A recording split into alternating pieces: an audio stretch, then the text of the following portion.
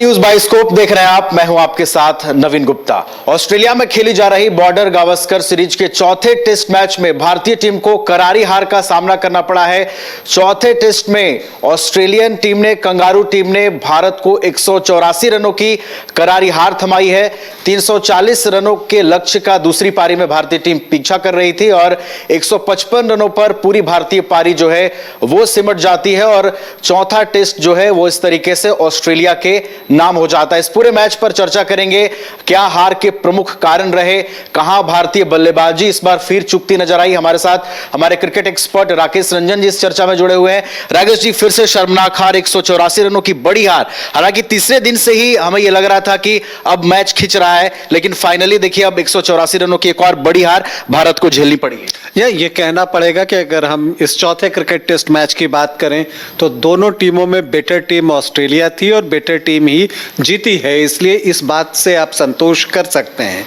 लेकिन ऐसा नहीं है कि ये पूरी तरह से ऑस्ट्रेलिया के पक्ष में ही टेस्ट मैच रहा है, क्योंकि ऑस्ट्रेलिया से भी कई गलतियां हुई हैं। जिस तरह से आज लंच से टी के बीच ऋषभ पंत और यशस्वी जायसवाल ने बल्लेबाजी की और कोई भी विकेट ऑस्ट्रेलियाई टीम को नहीं लेने दिया, तो उस वक्त इस बात की चर्चा सभी के मन में हो रही थी और लोग आपस में कर भी रहे थे कि क्या ऑस्ट्रेलिया ने डिक्लेयर करने में देर तो नहीं कर दी। तो ऑस्ट्रेलिया की तरफ से लेट डिक्लेरेशन हुआ, इस बात से आप इनकार नहीं कर सकते और यह कहना होगा कि ये ऑस्ट्रेलिया का नेगेटिव माइंडसेट कह लीजिए, डिफेंसिव माइंडसेट कह लीजिए, कि जो भारत की बल्लेबाजी है उससे जो एक खौफ था वो दिखा ऑस्ट्रेलिया के निर्णय में कि उन्होंने डिक्लेयर नहीं किया। अंततः जब उनकी टीम ऑल आउट हुई है, जब नाथन लियोन लास्ट विकेट के रूप में आउट हुए, उसके बाद ही जो है भारतीय टीम को बल्लेबाजी का अवसर मिला। तो ये चीज तो था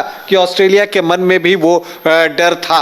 लेकिन जहां तक इस हार की बात है, आप ये भी कह सकते हैं कि ऑस्ट्रेलियाई टीम जितनी जिम्मेदार है इस जीत के लिए और भारतीय हार के लिए, भारतीय टीम भी अपनी हार के लिए उतनी ही जिम्मेदार है। पहली पारी में आप याद कीजिए, जब विराट कोहली और यशस्वी जायसवाल की पार्टनरशिप चल रही थी तो बिल्कुल सब कुछ स्मूथ चल रहा था। उस वक्त जो एक अननेसेसरी कॉल पे जो रन आउट होता है उसने पूरे मैच के कॉम्प्लेक्शन को चेंज कर दिया। आप देखिए कि सामने की तरफ खेलते हैं यशस्वी जायसवाल मिड ऑन पर और रन के लिए भागते हैं और वहां विराट कोहली सामने से मना करते हैं। शुरू में 2-3 कदम वो आगे आए थे। अब इस पर बहुत तरह की चर्चाएं हो रही हैं। अगर आप इसे देखिए, क्रिकेट में हम कहते हैं कि जो सामने का कॉल होता है वो स्ट्राइकर का होता है, तो उस हिसाब से वो कॉल यशस्वी जायसवाल का ही था और वो दौड़े भी थे। तो ऐसी परिस्थिति में रिस्पॉन्ड जो है वो विराट कोहली को करना था, लेकिन वहां विराट ने नहीं किया और ये बड़ा फर्क जो है उस मैच में आया है। तो ये कहना पड़ेगा कि वहां पर एक गलती हुई और उसके बाद हालांकि ऑस्ट्रेलिया की तरफ से भी गलती हुई है, क्योंकि जिस तरह से भारत के टेल ने बल्लेबाजी की और वहां पर ऑस्ट्रेलियाई टीम ने भी ट्रिक मिस किया है और इसलिए जितनी बड़ी लीड ऑस्ट्रेलिया को मिलनी चाहिए थी वो लीड उन्हें मिली नहीं और इसमें ऑस्ट्रेलियाई टीम जो है आपको मैच को बराबरी पर लेकर आ गई थी। दूसरी पारी में जिस तरह से जसप्रीत बुमराह और मोहम्मद सिराज ने गेंदबाजी की, खास करके बुमराह ने, वो एक्सेप्शनल था और एक समय अगर आप देखें तो 91 रनों के आसपास जो है ऑस्ट्रेलियाई टीम के 6 सब विकेट गिर चुके थे और उस समय एक अवसर भी आया था जब यशस्वी जायसवाल ने लाबुशेन का कैच छोड़ दिया गली पे। तो वहां पर भारत की कोशिश ये होनी चाहिए थी कि वो 150 रन के अंदर ऑस्ट्रेलिया को आउट करे और वो अवसर भारतीय टीम के पास था, लेकिन वहां पर भारतीय टीम ने ट्रिक मिस किया और फील्डिंग भारत की जो है वो अच्छी नहीं रही। अकेले यशस्वी जायसवाल ने पूरी पारी में 3 कैच छोड़े, तो इसका भी नुकसान जो है वो भारतीय टीम को हुआ है। तो एक वहां पर भी गलती हुई फील्डिंग में और आखिरी विकेट के रूप में नाथन लियोन और बॉलैंड ने जो 120 गेंद खेली ने बड़ा इंपैक्ट डाला राकेश जी मैच। जी हाँ, उसने मैच को पूरी तरह से बदल दिया और ये चीज जो आप देखते हैं वो आपको परेशान करती है कि ऐसा हुआ क्यों और इतने अच्छी गेंदबाजी के बाद जो है भारत ने कैसे अवसर दे दिया कि वो इतना स्कोर कर सके और आपने देखा कि वो 340 का टारगेट हो गया। उसके बाद भारत की पारी अच्छी शुरुआत मिली थी, 16 ओवर तक भारत ने कोई विकेट नहीं गंवाया था, हालांकि रन सिर्फ 25 बने थे। लेकिन वहां पर फिर जब रोहित शर्मा आउट होते हैं और उसके बाद जिस तरह की एक ओपनिंग मिलती है, तो देखिए इस पूरी सीरीज में जो भारत का जो टॉप ऑर्डर है और खास करके जो भारत के टॉप गन्स हैं, जिनमें हम विराट कोहली और रोहित शर्मा की बात करते हैं, और इस मैच में आप केएल राहुल को भी इंक्लूड कर लीजिए, तो जो 3 टॉप गन्स हैं वो फायर करने में पूरी तरह से असफल रहे।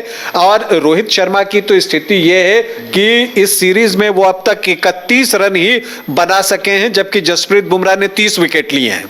तो ये बताता है कि वो किस तरह के फॉर्म में है। और जब कप्तान के बल्ले से रन नहीं निकल रहा होता और अगर कप्तान बॉलर है वो विकेट नहीं निकाल पा रहा होता, तो उसका असर उसकी कप्तानी पर भी पड़ता है, क्योंकि वो कॉन्फिडेंस हिल जाता है। तो ये चीज यहां पर रोहित शर्मा में दिखा है कि कप्तानी भी उस तरह की नहीं हुई। राकेश जी, रोहित शर्मा की कप्तानी को लेकर भी कई तरह की बातें हुई। अब तक 4 टेस्ट मैच खत्म हो चुके हैं। चारों मुकाबलों में रोहित शर्मा ने जो फैसले लिए हैं, कुछ फैसले पर सवाल भी खड़े हुए हैं। अगर शुभमन गिल को हम देखें, शुभमन गिल को लेकर चर्चा हुई कि अगर वो फिट हैं तो उन्हें टीम में क्यों नहीं जगह दी जा रही है। यहां पर देखिए, अब जबकि मैच खत्म हो गया तो वो सवाल अब थोड़ा कम हो जाएगा। वो इसलिए कम हो जाएगा क्योंकि जो बातें आ रही थी वो आ रही थी कि शुभमन गिल को खेलना चाहिए था नीतीश रेड्डी की जगह पर, और नीतीश रेड्डी ने सेंचुरी लगा दी, तो अब वो सवाल तो थोड़ा कम हो जाएगा। लेकिन एक बात मुझे अभी भी लगता है कि केएल राहुल, अगर आप दोनों टीमों को देखें तो बेस्ट ओपनर दिख रहे थे। दोनों तरफ के जो 4 ओपनर बल्लेबाजी कर रहे हैं इस सीरीज में, उसमें अगर आप देखें तो केएल राहुल सबसे कॉम्पैक्ट नजर आ रहे थे।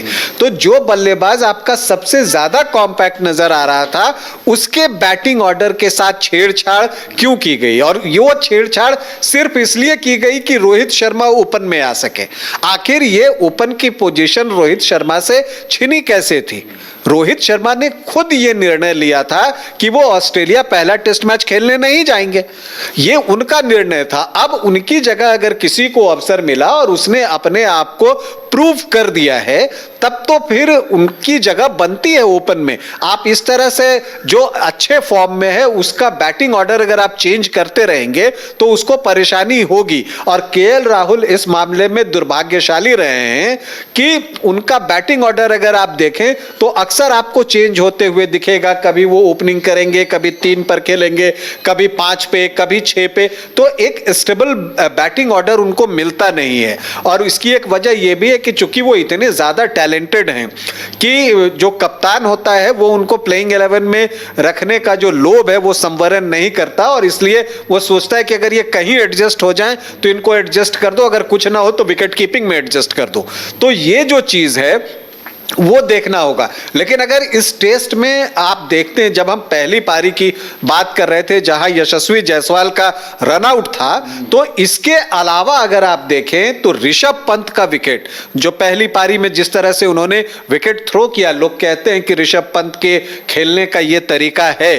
हाँ, ये तरीका है, लेकिन जिस तरीके से वो खेल रहे हैं वहां पर वो नंबर 5 के बैटर के खेलने का तरीका नहीं है। वो आप अगर 7 नंबर पर आते हैं तब वहां पर आपको माफी दी जा सकती है। जब आप नंबर 5 पर खेलते हैं तो आपकी रिस्पॉन्सिबिलिटी है कि आपका एवरेज 50 के आसपास का होना चाहिए, क्योंकि आप मुख्य बैटर के तौर पर खेल रहे हैं, और नहीं तो फिर आप 5 से निकलकर 7 पर जाएं। ये एक जरूरी चीज है। आप दोनों ही पारी में देखें, अगर आज मैच भारतीय टीम हारी है तो आप ऋषभ पंत की जिम्मेदारी से इनकार नहीं कर सकते। उनकी वजह से टीम हारी। पहली पारी में भी उन्होंने विकेट थ्रो किया, और दूसरी पारी में जब लंच से टी तक कोई विकेट नहीं गिरा तो पैट कमिंस ने क्या किया, ट्रेविस हेड को गेंदबाजी दे दी, और उनकी स्ट्रैटेजी बहुत साफ थी। सारे खिलाड़ियों को बाउंड्री पर लगा दिया था और उनकी कोशिश थी कि वो कुछ लूज बॉल फेंके। अब चूंकि शुरुआत में तो रन उतने बने नहीं थे, तो अब आप जीतने के लिए तो सोच नहीं रहे थे, तो ऑस्ट्रेलिया ये गैम्बल खेल सकता था कि ठीक है 1-2 बाउंड्री जाएगी, इससे ज्यादा क्या होगा। और चूंकि मेलबर्न का मैदान बहुत लंबा मैदान है, और वहां पर जब आप खेलते हैं तो फंसने की संभावना अधिक रहती है अगर गेंद में स्पीड ना हो, और यही काम ट्रेविस हेड ने किया और एक इररेस्पॉन्सिबल शॉट खेलकर ऋषभ पंत आउट होते हैं और ऑस्ट्रेलिया को ओपनिंग वहीं से मिलती है। और इसके अलावा जो एक और चीज होती है जिसकी की चर्चा आज बहुत रही, ये स्नीकोमीटर वाली बात, जिस तरह से यशस्वी जायसवाल को आउट दिया गया वो क्लियर कट आप देखें तो लगता है कि ये गलत डिसीजन था, इसे आप बेईमानी कह लें, चूंकि स्नीकोमीटर में कहीं कुछ नहीं दिख रहा था। और एक तरफ से आप देखें कि यशस्वी जायसवाल बल्लेबाजी कर रहे थे और एक तरफ वाशिंगटन सुंदर थे। अब अगर वाशिंगटन सुंदर नॉट आउट गए हैं, 14 ओवर के आसपास का खेल बचा रह गया था, 14-15 ओवर का। अब अगर वाशिंगटन सुंदर एक तरफ थे और यशस्वी जायसवाल अगर एक तरफ रह जाते, यह मैच ड्रॉ हो जाता। लेकिन वहां पर उस विकेट ने पूरे मैच का नक्शा बदल दिया। तो यह बात है कि इस मैच के कई टर्निंग पॉइंट रहे, जिसमें यशस्वी जायसवाल का पहली पारी में रन आउट होना, फिर पहली पारी में जो ऋषभ पंत का विकेट है वो एक टर्निंग पॉइंट रहा, दूसरी पारी में नाथन लियोन और बोलेंड की जो पार्टनरशिप हुई वो एक टर्निंग पॉइंट रहा, और फिर दूसरी पारी में ऋषभ पंत का आउट होना एक टर्निंग पॉइंट रहा। तो फिर यशस्वी जायसवाल को जो गलत निर्णय का शिकार होना पड़ा वो भी एक बड़ा टर्निंग पॉइंट है इस मैच का। और यह सोचना पड़ेगा कि ऑन फील्ड अंपायर से कई बार होता है कि आंखें धोखा दे जाती हैं, तो वहां पर आप कहते हैं कि गलती हो गई। आपके पास सारी टेक्नोलॉजी है और जब स्नीकोमीटर नहीं बता रहा है तो फिर आप कैसे उसको आउट दे सकते हैं, जबकि ऑन फील्ड अंपायर ने नॉट आउट कहा है। तो आमतौर पर जब तक कि आपके पास इस तरह के एविडेंस ना हो जाए जिसमें यह लगे कि वो 100% आउट है, तब तक आप ऑन फील्ड अंपायर का डिसीजन चेंज नहीं करते। तो क्या ऐसी परिस्थिति आ गई कि यह डिसीजन तीसरे अंपायर को चेंज करना पड़ा और उसने इस मैच की दिशा बदल दी और मैच भारत को हारना पड़ा। सीरीज में 1-2 से भारत पीछे हो गया। तो इसके लिए उस अंपायर की क्या रिस्पॉन्सिबिलिटी बनती है, उस पर आप बोल भी नहीं सकते, प्लेयर तो बोल ही नहीं सकते क्योंकि उन पर मैच फी का जुर्माना लग जाएगा। लेकिन यह कितना बड़ा निर्णय है इस मैच में, और क्यों ऐसा अक्सर होता है कि यह आमतौर पर आपको ऑस्ट्रेलिया के पक्ष में होता हुआ ही दिखेगा, चाहे वो किसी भी टीम से खेल रही हो। और ये चीजें जो होती हैं, जो तीसरे अंपायर, अगर आप कैमरा की आंखों से चीजों को नहीं देख पा रहे हैं तो यह शर्मनाक है। और मुझे लगता है कि इस मैच के डिसीजन पर जो है वो उसे अब आप बेईमानी भी कह सकते हैं, गलत निर्णय कह लीजिए, जो आपको उचित लगे वो कह सकते हैं, लेकिन वो डिसीजन इस मैच में बहुत हावी रहा, नहीं तो यह मैच ड्रॉ होता। देखिए यशस्वी जायसवाल जो है अनफॉर्चुनेट रहे, उनके लिए यह टेस्ट मैच 2 अच्छी पारी खेलने के बावजूद बेहतर नहीं गया है। क्यों नहीं गया है? उनसे देखिए चौथे दिन 3 कैच छूट गए, फील्ड में उनका दिन अच्छा नहीं था। पहली पारी में 80+82 रन बनाकर रन आउट हो गए, दूसरी पारी में 84 रन बनाकर अंपायर के गलत निर्णय का शिकार हो गए, 2 सेंचुरी उनके मिस हो गए, इंडिया टेस्ट हार गया।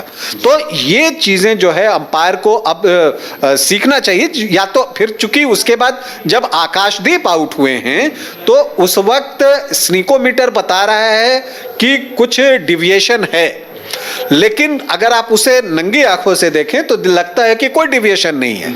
तो आप एक बार जाते हैं स्नीकोमीटर पर विश्वास करके, उसमें भी भुगतना जो है वो भारतीय टीम को पड़ता है। आकाशदीप आउट होते हैं, जबकि देखने पर साफ लग रहा था कि बैट जो है, गेंद जो है बैट में आकर लगी नहीं है, वो बैट पैड कैच दिए गए हैं। तो उस समय आपने कहा कि नहीं, चूंकि वहां स्नीको में दिखा इसलिए हम आउट दे रहे हैं। और फिर जब यशस्वी जायसवाल की बात आई तो आप कहते हैं कि हाँ स्नीकोमीटर तो नहीं बता रहा है, लेकिन हमें ऐसा लग रहा है तो हम अंपायर का निर्णय चेंज कर देते हैं। तो ये जो तीसरे अंपायर से गलती हुई है, मुझे लगता है आईसीसी को इन विषयों पर भी ध्यान देना चाहिए। ये छोटे छोटे निर्णय होते हैं लेकिन मैच पर असर डालते हैं, खास करके जब 2 बराबरी की टीमें खेल रही होती हैं। और यहां पर 2 बराबरी की टीमें भारत और ऑस्ट्रेलिया खेल रही हैं, जहां एक एक डिसीजन जो है इंपॉर्टेंट होता है। आपको याद होगा पर्थ टेस्ट मैच में भी इसी तरह से केएल राहुल को आउट दिया गया था, जब बैट जो है आकर पैड में लगा था और एक एंगल से वो साफ दिख रहा था कि बैट पैड में आके लग रहा है, लेकिन वहां तीसरे अंपायर को इतनी जल्दी थी कि उन्होंने उस एंगल को मांगा ही नहीं। वो बाद में दिखा और उन्होंने आउट दे दिया कि हाँ स्नीको दिखा रहा है। तो इस तरह के फैसले होते हैं, जबकि इसी तरह का फैसला ऑस्ट्रेलिया के पक्ष में गया है, जब सारे एंगल देखकर बता दिया गया कि नहीं बैट पैड में लगा है। तो इस तरह के निर्णयों से बचना चाहिए, क्योंकि महत्वपूर्ण टेस्ट सीरीज है, वर्ल्ड टेस्ट चैंपियनशिप के फाइनल की बात हो रही थी और यहां पर आपके एक डिसीजन से न सिर्फ ये टेस्ट भारत हारा है, अब ऑस्ट्रेलिया ये सीरीज किसी भी हालत में नहीं हार सकता, आप बराबरी कर सकते हैं सिडनी में जाकर। इसके अलावा वर्ल्ड टेस्ट चैंपियनशिप के फाइनल के पॉइंट्स पर जो है अब वो फर्क पड़ गया। अब भारतीय टीम के लिए फाइनल में पहुंचना ऑलमोस्ट जो है इम्पॉसिबल होता चला जा रहा है। तो ये चीजें जो हैं, इसके लिए कौन रिस्पॉन्सिबल है? अगर अंपायर तीसरी आंख से नहीं देख पाते तो ऐसे अंपायर्स पर जो है कार्रवाई जरूर करनी चाहिए आईसीसी को, नहीं तो इसी तरह के गलत निर्णय आते रहेंगे। वहां पर आप ऐसे व्यक्ति को बिठाइए जो अंपायर हो, जो कैपेबल हो, जो कम से कम टेक्नोलॉजी का तो सही इस्तेमाल कर सके। तो ये भारतीय हार की जो है एक बड़ी वजह रही, ये कोई बहाना नहीं है। ये बात सच है कि भारतीय टीम अपेक्षाओं के अनुसार नहीं खेल रही है, ये बात सच है।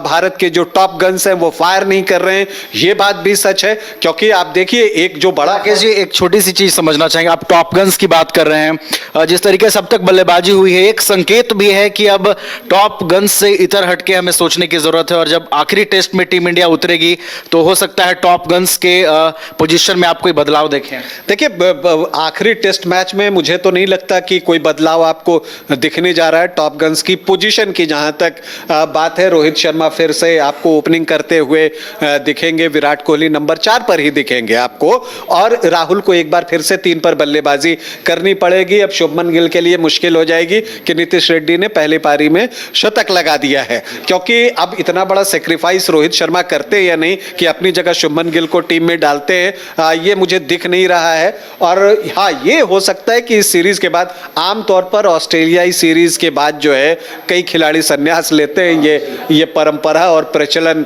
आप देखें तो इतिहास में देखती है। महेंद्र सिंह धोनी की शुरुआत राकेश जी बीच सीरीज से ही हो भी गई है, या वो हो गई है। और आप इसे देखें ना, महेंद्र सिंह धोनी ने भी ऑस्ट्रेलिया में ही टेस्ट सीरीज से संन्यास की घोषणा बीच सीरीज में ही की थी। अब इस बार देखिए रविचंद्रन अश्विन ने संन्यास की घोषणा कर दी, वो छोड़ चुके हैं। अब अगर Indian team World Test Championship के फाइनल में नहीं पहुंचती है, जिसकी की संभावना अब अधिक दिख रही है, तो वैसी परिस्थिति में रोहित शर्मा को क्या बीसीसीआई और उतने दिन देगा, या हो सकता है कि एक फेयरवेल टेस्ट जो है आमतौर पर बड़े खिलाड़ियों को मिल जाया करता है अगर वो चाहते हैं तो, हालांकि कई को नहीं मिला है, तो हो सकता है कि रोहित शर्मा को एक फेयरवेल टेस्ट मुंबई में खेलने का अवसर जो है किसी होम टेस्ट सीरीज में मिल जाए, तो वो उनका आखिरी टेस्ट होगा। नहीं तो ये भी हो सकता है कि वो इस सीरीज के बाद खुद रिटायरमेंट की घोषणा कर दे। विराट कोहली को भी अपने प्रदर्शन में अब सुधार करने की जरूरत होगी, क्योंकि महान खिलाड़ी तो वो होता है जो दूसरों की गलतियों से सीखता है। और हम तो जीवन में भी ये बात कहते हैं कि व्यक्ति वही सफल होता है जो दूसरों की गलतियों से सबक लेता है और फिर वो गलती नहीं करता। यहां तो विराट कोहली अपनी ही गलती बार बार दोहरा रहे हैं।